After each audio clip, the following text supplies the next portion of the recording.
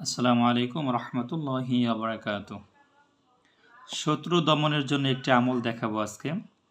যাদের শত্রু আছে, দমন করতে চান বা শত্রুকে ধ্বংস করতে চান, আল্লাহ তাআলা একটি নাম ইয়া জাব্বারু নাম দিয়ে আপনি শত্রু দমন করতে পারবেন। হ্যাঁ, এই নামটি পাঠ করলে শত্রু দমন হয়, সম্মান লাভ হয়, মাথা ব্যথা দূর হয়।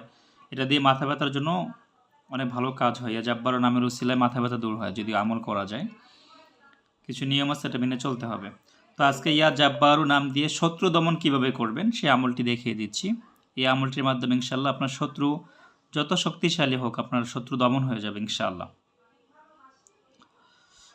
এখানে লেখা আছে যে প্রত্যেক ফজর ও মাগরিব নামাজের বাদে এই নাম 216 বার করিয়া জিকির করিলে অত্যাচার হইতে পরিত্রাণ পাওয়া যায়।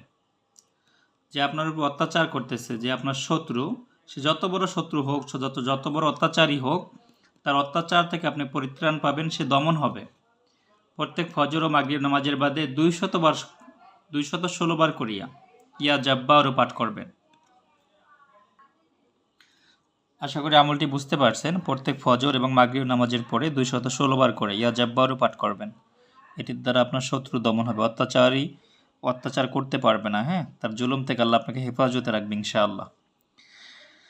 আল্লাহ তাআলার গুণবাচক নামের আমল অত্যন্ত কার্যকরী, এবং আমলের শুরুতে অবশ্যই দুরূদ শরীফ পড়ে নেবেন 3 বার অথবা 5 বার অথবা 7 বার করে। আর আমলটি নিয়মিত করবেন টানা 41 দিন, ইনশাআল্লাহ আপনার শত্রু দমন হয়ে যাবে।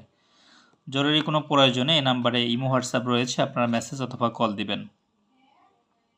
হোয়াটসঅ্যাপে কল দিলে বেশি ভালো হবে, কারণ অনেক সময় অনেক কারণে ফোন ধরা হয় না। হোয়াটসঅ্যাপে আপনারা মেসেজ দিবেন, কোনো সমস্যা থাকলে, জানার থাকলে মেসেজ করবেন। আসসালামু আলাইকুম রহমতুল্লাহি ওয়া বারাকাতুহু।